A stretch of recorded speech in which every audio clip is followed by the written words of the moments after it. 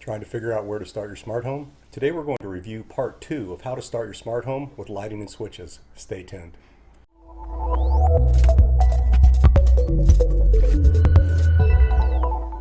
Hi again, John Stone, the DIY Smart Home Guy. In part 1 of the How to Start Your Smart Home series, we talked about the need for a smart hub. In that video I mentioned that a great place to start your DIY smart home automation was with lighting. The reason for this is because lighting is the most versatile of all smart home features. In my thinking, there are 5 categories of smart home solutions, being lighting, energy savings, entertainment control, home security, and environmental control. When we look at the relationship between lighting and the other 4 categories, it's pretty easy to see that the efficient control over lighting can be used to enhance the comfort of your overall living environment. This is because lighting is a simple way to enhance your home entertainment experience, help save on your energy bill, and improve your home security. Also in part 1, I talked about how it's essential to ensure that you have a plan that'll keep your smart home simple to use for other people that may be trying to control your things inside your house, from inside. This is especially true with lighting. Remember, having manual control of your smart home is an essential consideration. It's pretty obvious that the main purpose of lighting is utilitarian, so let's cover that first. One question that I get quite often is about when to use a smart light bulb, a smart switch, or just a regular light bulb. While there are many considerations to work through, I'm going to keep it simple and describe how I approach the problem. When looking at this diagram, I've separated the items that control power, meaning switches and modules, from the items that require power, being lights and appliances.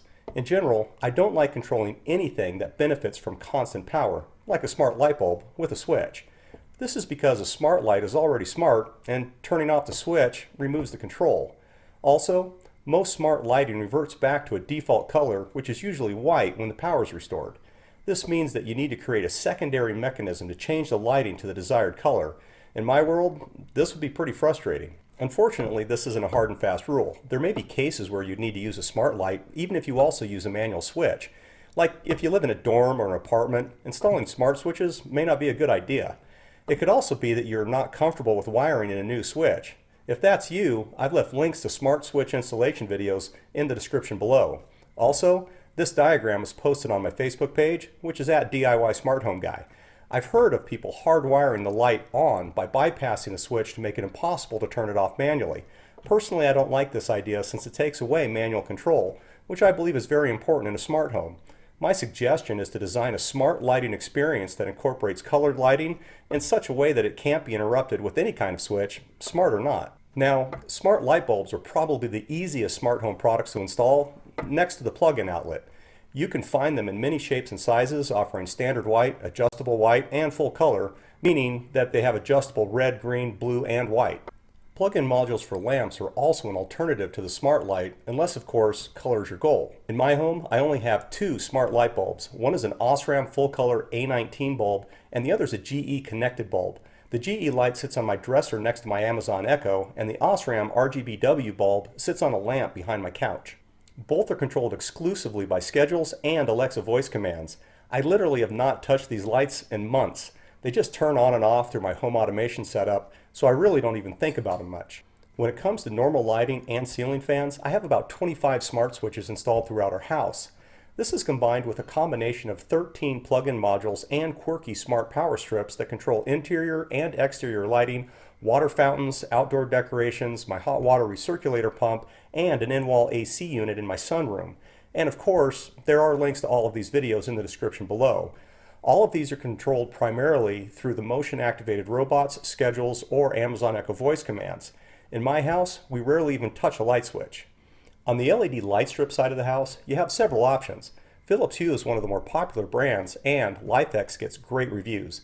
In our home, we're using 4 Osram strip light setups that are complemented by Osram RGBW lights behind my couch.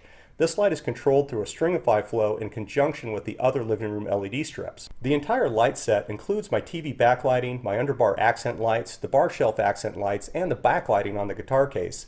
At sunset, the stringify flow triggers all the lights through a sequence that changes the color every 10 minutes until they finally settle on a dark blue color. Unless I decide to change them, they stay that color for the remainder of the evening. We do plan to add more under cabinet lighting after we complete our kitchen remodel. Other lights in my home turn on and off automatically based on the motion settings. These lights include my laundry room light, garage lights, and my water closet light. The WC light has its very own stringify flow that determines the brightness of the light depending on the time of day and a couple of other lighting factors. Basically, in the middle of the night, the light automatically turns on when motion is detected to a brightness level of 20%. I also use lighting to provide me with visual indications of changes in and around my home. In the Ring Video doorbell video, I showed how I use doorbell motion to control lighting inside my home. And in my sensitive strips video, I showed how I use door and window sensors to change the settings on my ecobee 3 thermostat. Let me quickly go over that part again. Since I have open-close sensors on all of my windows and doors, when certain doors or windows are opened, my thermostat switches to the away setting and broadens the threshold for turning my HVAC system on. This automation also turns a few of my OSRAM lights on to a nice forest green color. This way I have a visual indication that my house is in eco mode and there are doors or windows open. When designing your smart lighting, your goal is really threefold. Have lighting reflect a mood or a scene through control of color, have it happen automatically, and always allow a simple method of manual control. The lighting should automatically match your needs and desires without the need for manual control, but you're going to want the manual control for backup. If you do want to control it manually, you should have simple controls that don't require an app on your phone.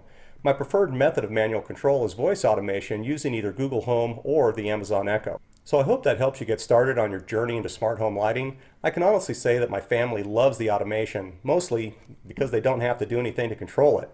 When they do, it's either through normal feeling switches or the Amazon Echo, which I think is pretty fun. Thanks for watching. Don't forget to subscribe and don't forget to click like.